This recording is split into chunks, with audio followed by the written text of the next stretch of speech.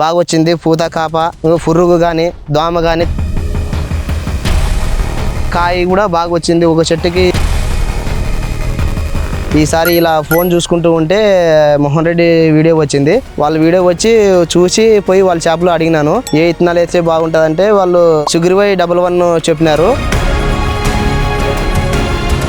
బాగా వచ్చింది. పూత కాప పురుగు కానీ దోమ కానీ తక్కువ వచ్చింది. ఇత్తనంకి కాయ కూడా బాగా వచ్చింది. ఒక చెట్టుకి 80-90 కాయ ఉంది.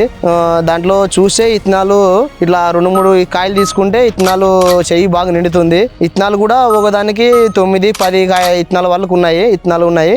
ఇప్పటి వరకు బాగుంది. 5 జిల్లు పగులుతున్నాయి. పత్తి కూడా బాగా ఉంది.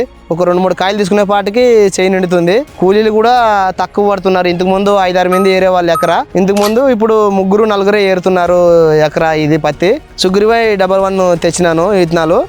ఎకరాకి వచ్చేసి 15 నుండి 16, 17, 18 వరకు రావచ్చు ఇది ఇత్తనాలు.